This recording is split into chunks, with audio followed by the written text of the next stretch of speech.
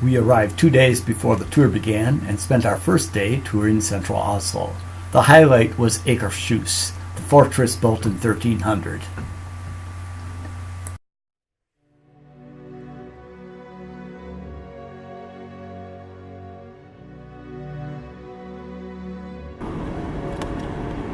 Here's the Port of Oslo, City Hall,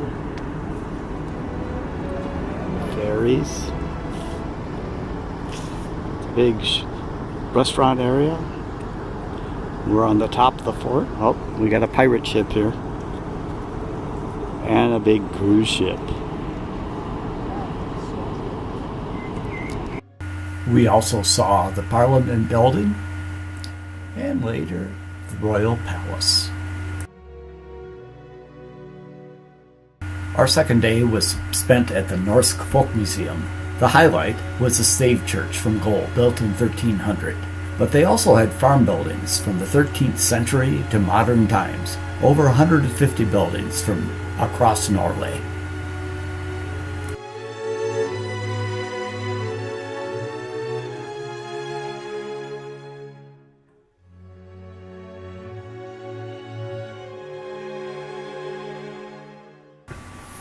We started our tour at the City Hall, where the Nobel Peace Prize is awarded each year. The Vigeland Sculpture Garden, all designed by one person, is dedicated to the human life cycle, with 212 statues depicting life from childhood to old age.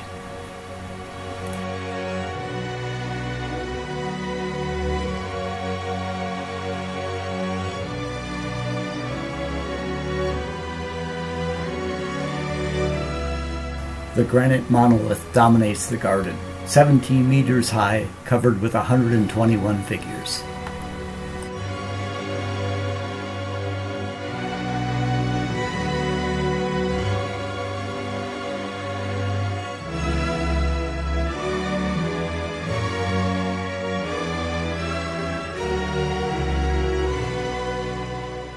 The Viking Ship Museum has 3 burial ships from the Viking Age, buried in clay with their corpses and the goods the deceased would need in the afterlife.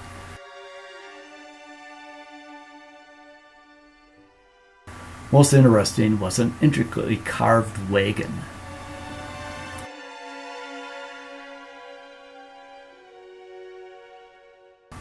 Later I visited the Fram Museum, dedicated to the explorers of the polar regions. Ronald Amundsen was the first to navigate the Northwest Passage, reach the South Pole, and fly to the North Pole.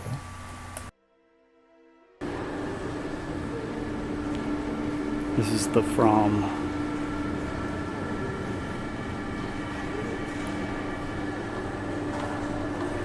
Sailed under both sail and diesel engine.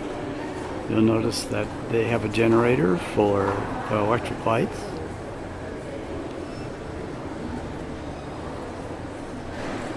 The next day was a road trip from Oslo to Fram. Our primary stop for the day was the Borgen Stave Church, built in 1180 with 80% of the original wood still there. This church has dragons from the Norse religion, as well as crosses from Christianity. They were taking no chances.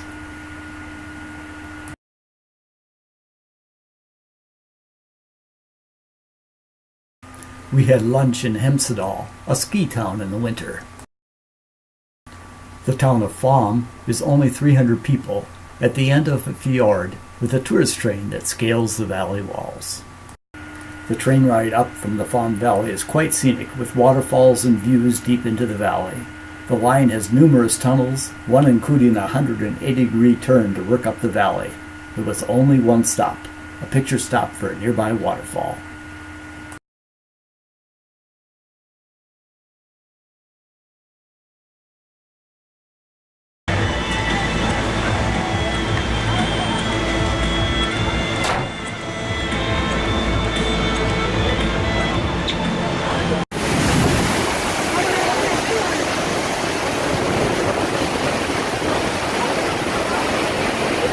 Oh my God.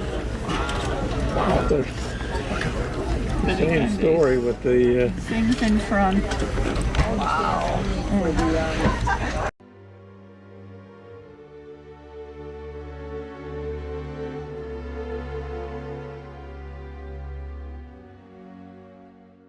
Bergen was founded in 1070 and became a major fishing trading center.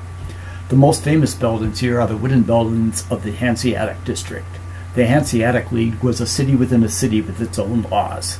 Cod from the north was brought here, dried into stockfish, and packed for shipping to Germany in return for European goods.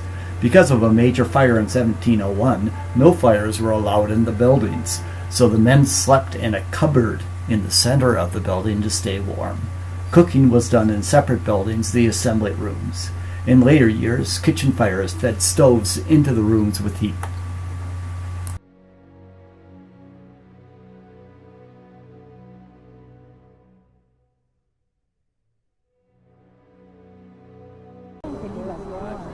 This is the town of Bergen. There's the central fountain. And now we're in the harbor. And our hotel is right down over here. That's our hotel, right next to the fortress.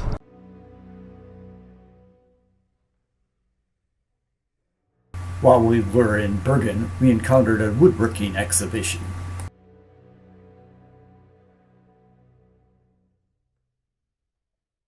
Next day, we learned about Norwegian music. We visited the summer home of Edvard Grieg.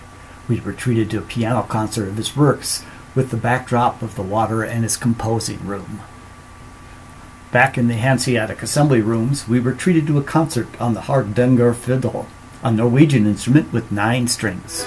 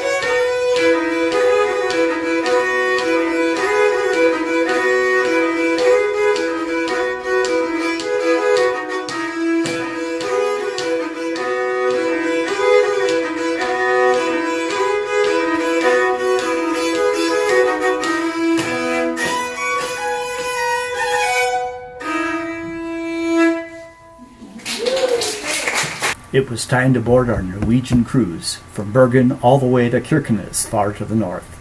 We boarded our Hurtigruten ship, the Midnattsol, in time for dinner and sailed off about 8 p.m. We were impressed with the ship. Built in 2003, it has typical cabins and lots of areas to view the scenery. We spent almost the entire first day sailing through Geringer Fjord. Here are multiple waterfalls. The 2 most famous are the Seven Sisters Falls, and opposite that, Suder Falls. Trollstigen Mountain Road rises up from the village.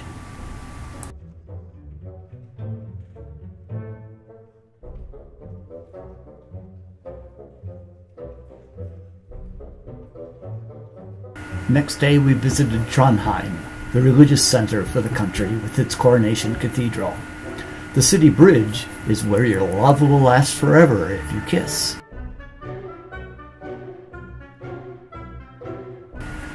Nidaros Cathedral was originally built in 1070. St. Olaf was the Viking king who forced the country to become Christian. From Trondheim, we traveled north through Stocksund Strait, only 42 meters wide. The ship sounded its horn before taking a sharp left through the strait to warn other ships that we were coming through.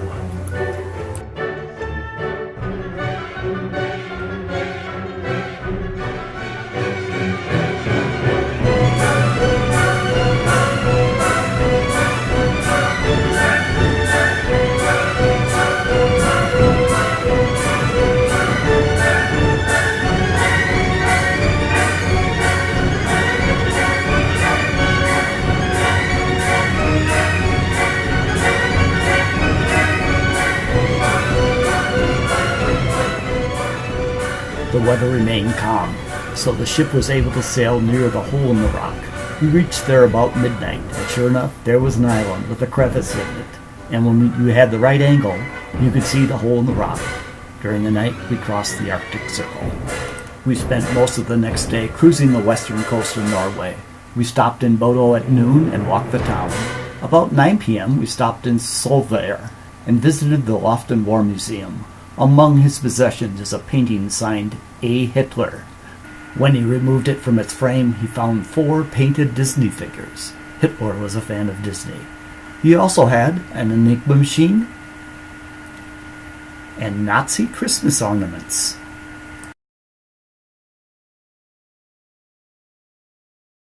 We continued sailing into the night, meeting another one of our cruise ships. About 10:30, we entered a 26-kilometer-long strait, the clouds of the sun creating interesting sights among the peaks. The highlight of the trip was the Troll Fjord that we entered about 11:30.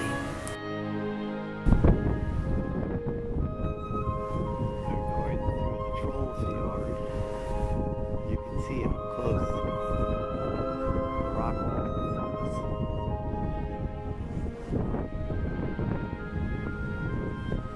now they just go up.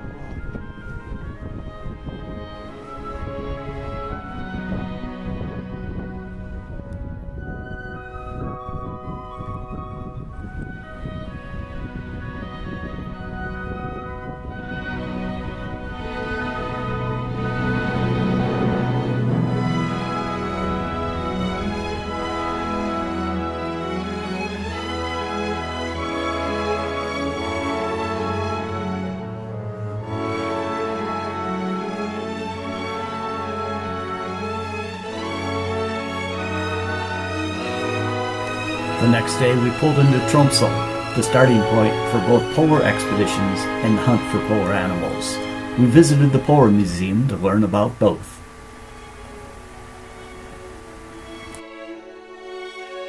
The following day we visited the North Cape, the northernmost point of Europe.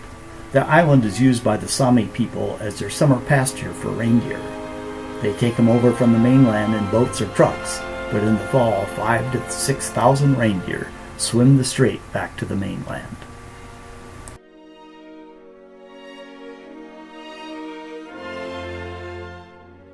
Next day we left our ship in Kirkenes, right near the Russian border. In town we visited a World War II bomb shelter built into the rock. Germans occupied the town with over 100,000 in preparation for occupying Russia. The town suffered through 330 air bombings. Families went into a dark 42-degree cavern, huddled close together on the floor.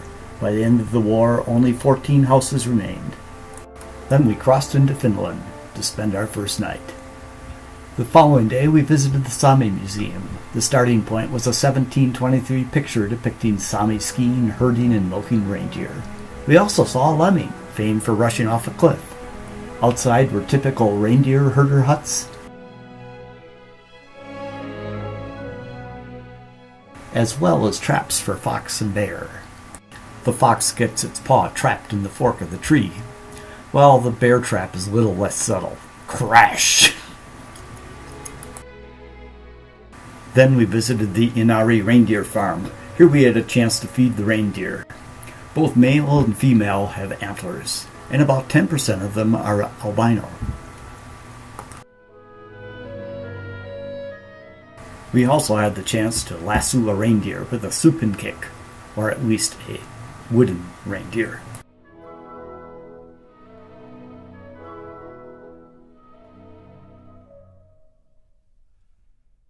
Next day we tried our hand at gold panning. Most of us came up with at least one flake. Can you guess what this is? It's the inside of a bottle house. Then we just had time to stop at a husky dog farm before our flight to Helsinki. On our tour the next morning, we saw the Lutheran church, followed by the Sibelius monument resembling both birch trees and organ pipes. Then on to the Rock Church, a new site.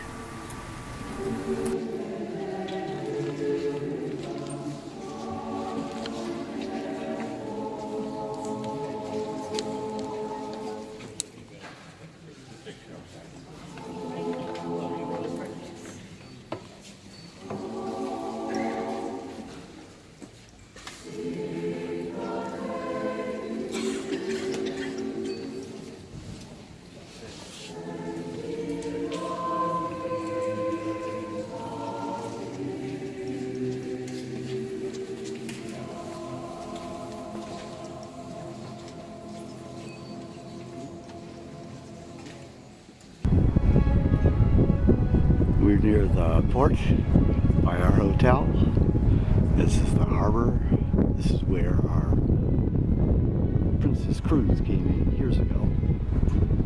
The Ferris wheel with a sauna in one of the compartments. Our hotel's down that row, right by the red building. Penske Cathedral.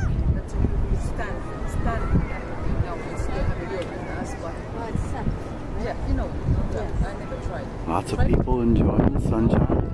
You can see the Lutheran Cathedral.